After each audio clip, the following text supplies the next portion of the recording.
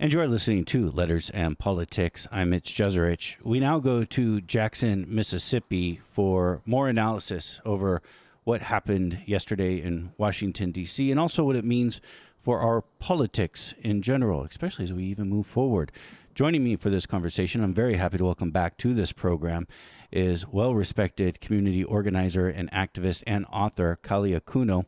Kali Akuno is the co-founder and co-director of Cooperation Jackson. He is also one of the initiators of the People's Strike, and he is co-editor of the book Jackson Rising. He joins us via Skype. Kali Akuno, it is with great pleasure to welcome you back to the show, sir. Thank you for taking this time. Pleasure to be here. Man, what did you think about what happened yesterday at the Capitol? My first reaction, honestly, was a bout of laughter. Then a bit of just anger, to be honest with you.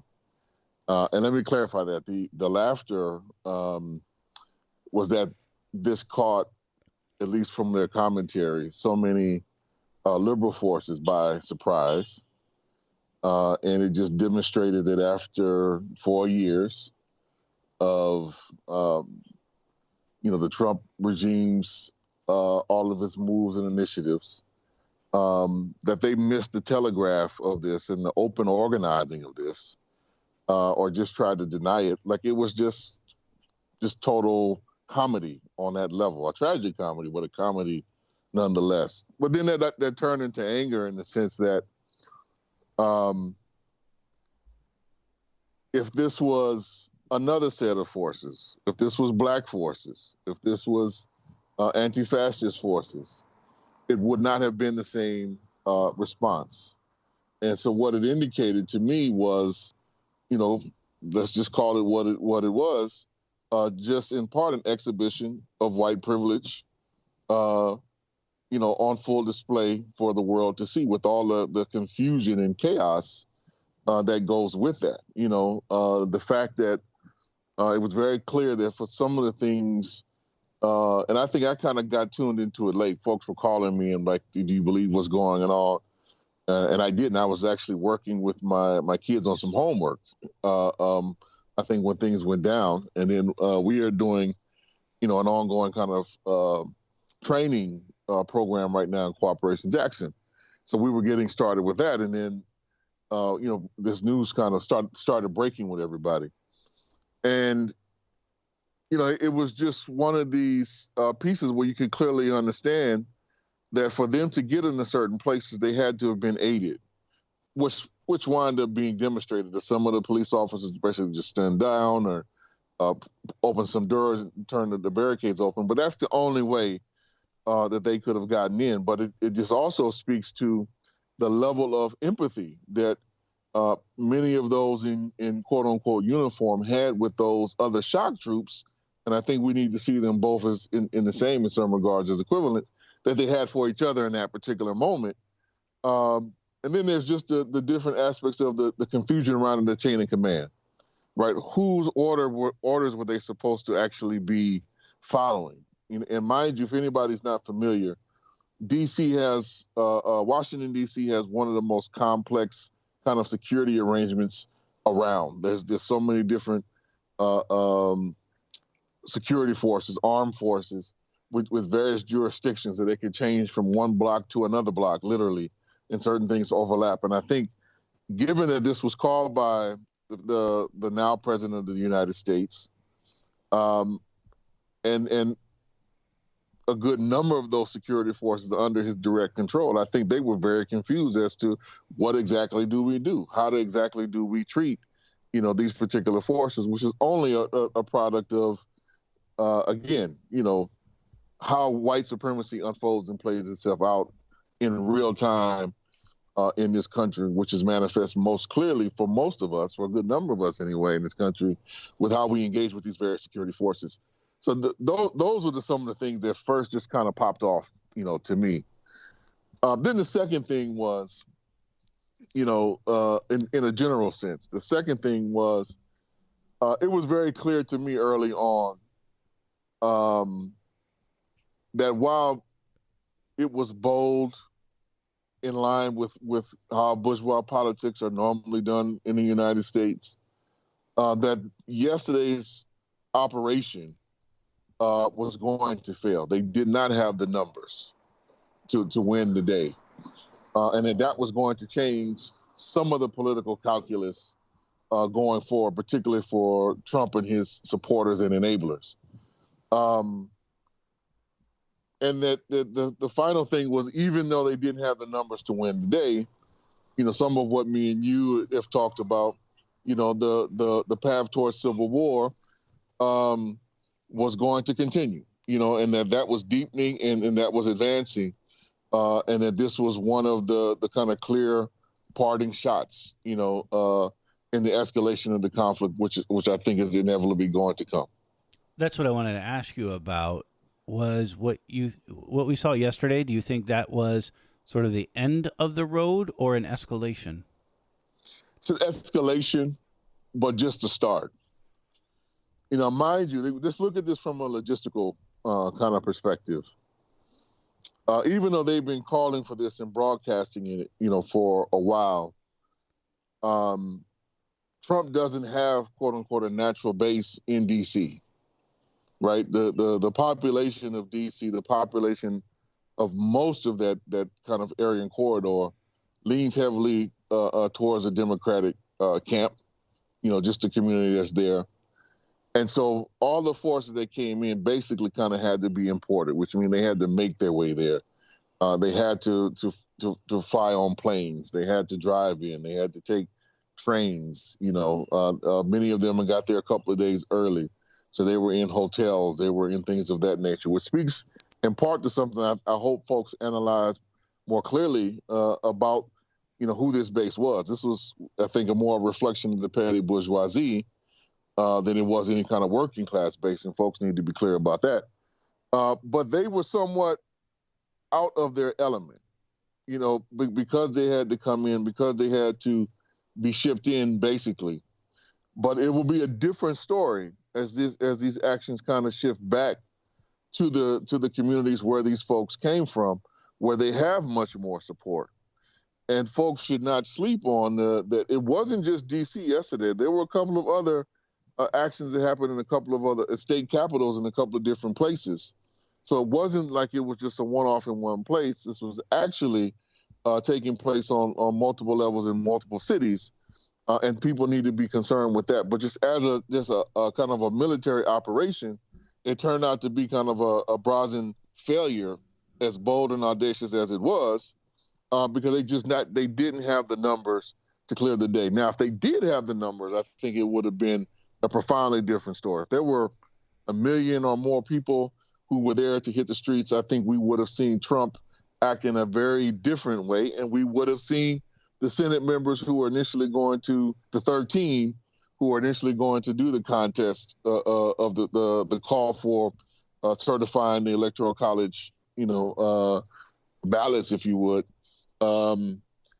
I think it would have been profoundly different. I think there would have been more senators who would have been open and willing for that challenge and would have held up the peace. So it could have went profoundly different. That it failed, I think it withdrew some level of support, at least from the Senate. But you saw throughout the night the number of true believers that exist in the House side.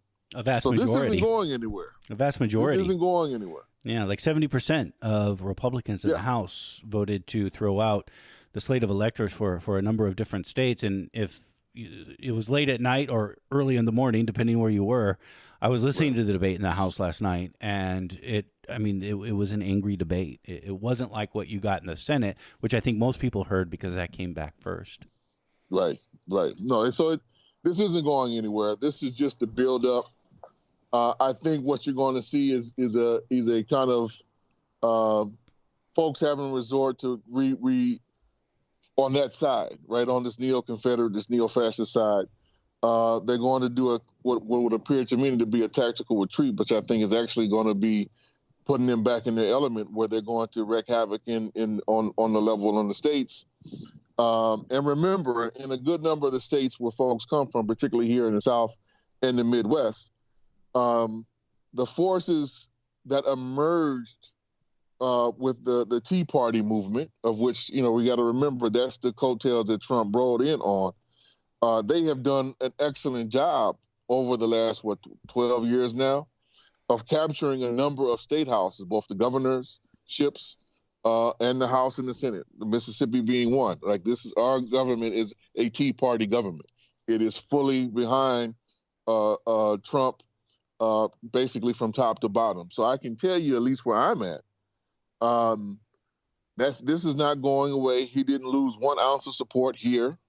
Best believe that in anything, depending on how he plays his next 24 to 48 hours. This could just turn into kind of the long night that many of us, in our history, black people in particular, when I mean here, were visited with throughout the South, a long campaign of low-intensity warfare, low-intensity terror that's going to be, I think, unleashed on their political enemies in the near future. I think that is concretely where we are headed. And I don't think people should expect otherwise, particularly given the nature of reconciliation and conciliation that, Team Biden wants to put forward as an effort of kind of healing the country and bringing everything back together, basically just trying to keep the empire intact, that is actually going to embolden them over time. And as the economic crisis, stimulated by the pandemic, as that continues to deepen and worsen, it's actually going to strengthen their hand, short of a real left opposition, which right now, sadly, does not exist. Kali Akuno is our guest. He's co-founder and co-director of Cooperation Jackson. He joins us from Jackson, Mississippi, if you're watching the video feed with us, from his porch. Kali, you're a California guy. Is that how they do it in Mississippi, on the porch? On our best days. I mean, right now I'm out here, even though it's a cold day by Mississippi standards. I think it's like in the 40s here right now, so unsurprisingly cold. But if I wasn't out here, you'd be subject to my kids' homework and all the distractions that come with it. I wish I had a porch to do this on. That would be, I would change the name of the show, everything. It would change everything if I had a porch. I'd do it. I do want to. It's a lovely thing to have. Yeah, no, for sure. I do want to ask you about Mississippi. And again, the events that unfolded yesterday are still just happened, right? Still fresh. And this is going to be an evolving story. And I don't want to just, easily characterize as Mississippi as this deep red state, which it is. But, you're in Jackson. You've been a part of many important progressive victories in your city of Jackson. Tell me about, I guess, Jackson and then Mississippi, and in relations to what we saw. How are people responding to it? I mean, I think I haven't got a chance, other than Cooperation Jackson core members, haven't had much of a chance to talk to anybody. It's still fresh. We're just a couple of hours away from really the completion. I would imagine, however, though, that to most Black Mississippians, this was not a shock in the least, and that the running joke that's existed in quarters of Black Mississippi, that Trump just brought Mississippi to the national stage, basically, and exposed, the rest of the country and the world to what's basically been going on down here since the 1890s, in effect, that folks aren't so much shocked. I know our core, we have been trying to prepare ourselves for this type of political eventuality. We were expecting some of this to happen in November. And I know some folks were saying that we were alarmists, and we were saying just watch and wait. It's from the perch that we exist in and that we are on. We hear all the chatter, we see all the mobilization, not in Jackson proper itself, but in the surrounding counties, particularly to our east, right? So we have a different immediate view of what some of these folks are thinking, what they're planning, and what they're willing and capable of doing. So in that regard, I don't think most Black Mississippians were shocked in any particular way. And I would argue that probably a good number of folks would argue that in light of what happened in Georgia, that this should be expected, because it kind of represented what Georgia in part represented, was the neo-Confederate forces losing another critical battleground, and particularly in their own backyard, in the heart of the old Confederacy. That kind of flip happened was also kind of a trigger of many kind, that they're going to have to resort to other means to be able to maintain social, economic, and political control of the situation. In regards to kind of white Mississippi, I'll know in a little bit, because I monitor the right-wing radio stations. It's kind of just a political habit to get a sense of what's going on there. What little I did tune into last night was a bit angry at Trump, actually, and saying that, basically that the deep state got to him, that he was being abandoned. And what people should note is that basically, to the degree that anybody thought that Trump was in control of this movement, which I would argue he hasn't been, I think he's played it very well, and gave voice to it in a very coherent manner, actually. But it's something that's beyond his control and always really has been. And I think people are kind of recognizing that perhaps his utility is over. I'm hearing that they're still going to try to make some major moves on the 20th. That I think Trump will be critical in if and how that goes down. So he still has a subjective role to play. But what I think is already occurring is that folks felt, from what little I heard, this is maybe about an hour and a half of kind of off and on listening to radio and being engaged in some other conversation. But what little I heard, folks viewed this as the first step in reclaiming America, basically. And that a revolution, as they were have been putting it, was needed. And that this was just the first critical step, and that everybody, out there who stormed and tried to occupy the Capitol are being viewed and held as patriots, for the cause. So, I think they're digging in and going to find political leadership and direction outside of both Trump and forces in the Senate. And I think what you saw last night on the floor of the House wasn't political posturing, and these are forces that emerged from that base. And they are very much intent on carrying this forward. How that winds up gaining political currency, I think will look different. It'll be kind of 50 different versions of it, I think, for a while. But there's enough political support and financial support for this movement still around that it's going to find some coherency in the course of the next couple of months. And the thing I've been warning people about is that they are likely to find, if not develop, a champion who's actually much more effective in the art of governing than Trump was, and they will be much more dangerous 4 years from now.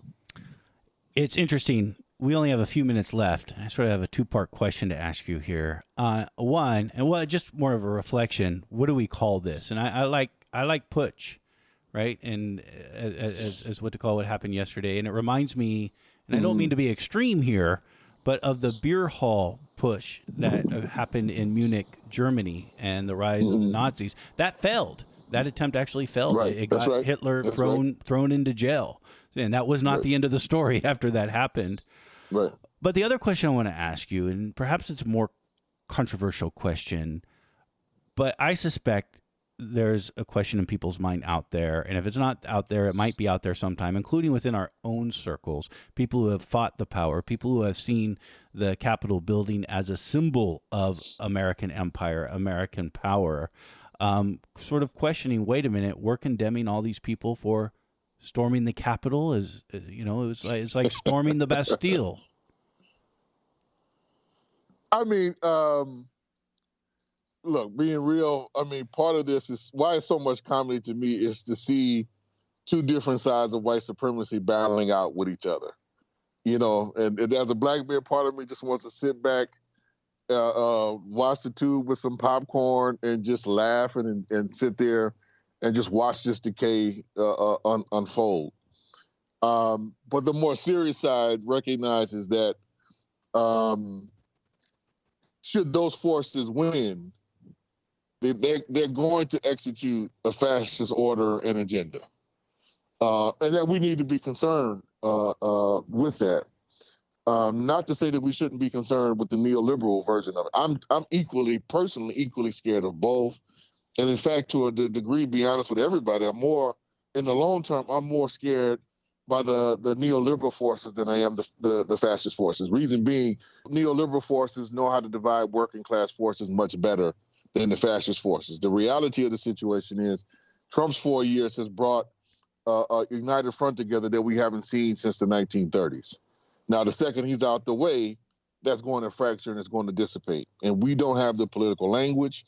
We don't have the resources in terms of the human resources, the forces to really counter that on the left, which is going to leave the neoliberals in control firmly. And they are going to do what they normally do, which is discipline the left. So people should be very cognizant of that in the days and weeks going forward. Because the lesson of this, as you were, describing that particular push, the lesson of this is that they're going to have to bend to the right in order to try to calm forces down. So the demands from the left, be it, defunding the police, doing more by way of COVID relief, like that's going to be jettisoned very quickly, right? And people are going to be told to shut up. And mind you, this was already happening even before this happened. I mean, that call that Biden had with the quote-unquote black leaders from the NAACP, if folks listen to the whole thing, that's in effect what he said. Just kind of be quiet, tamper, do your best to tamper down the demands that are coming from the black, base, the black working class base, and rest assured people that we're going to make some change, but we're not going to give you what you want. And be satisfied with what you can get. Like that's already been put out there. So if that was put out there under previous conditions, under these newer conditions in terms, it's going to be even worse. But we got to be concerned with what happened because we aren't prepared to deal with it, right? The left is not prepared to deal with it, and unfortunately, I think we've drawn the wrong lessons from 2020. I would say. There was so much in light of the pandemic, in light of the massive resistance of the Floyd rebellion, that all pretty much got jettisoned by a deeper dive into electoral politics and bourgeois politics, and not enough in concentrating of organizing our forces in our communities for self-defense and mutual aid, which we're going to need to sustain ourselves against these deeper attacks and the deeper level of austerity which is going to come. That's just a matter of time before that gets placed squarely on the agenda by the neoliberals, by Team Biden and his particular regime, which is going to embolden the right. And so we better reverse course real quick and start making some clear lines of distinction and separation between ourselves and these neoliberal forces if we're going to have any hope, I think, of not only beating back, the far right forces, but actually instituting, the development of a new world that we so desperately need. I do think there is a comedic aspect to all this, especially when I saw the photos of some of these folks. It was like barbarians or Alaric the Great coming to sack Rome. I mean, it was impressive. The Viking Patriot was my favorite. That when I saw that one, I was just like, yeah, where's my popcorn? I just want to sit back. And I was just sitting there like, can y'all keep the camera on him and what his movements were, just to see it. I mean, it was hilarious, But I mean, one last thing, Mitch, if I can say, is, a deep part of this is the chickens coming home to roost. People best to realize that. All this conversation about this is not the U.S. and this is not how we act, really BS. This is what the U.S. has been doing all over the world for the last 200 years, but the last 75 in particular, since they've been in the hegemon position, control of the roost. And they destabilize governments in Africa, Latin America, Asia every day of the week.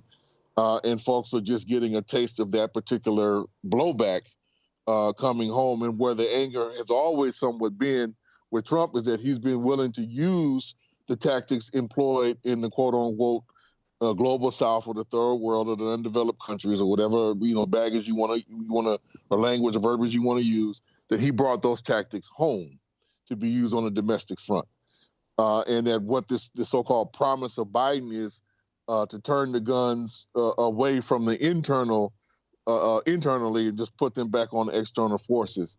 I don't think they're going to be able to go back in that direction any longer. There's too many fractions.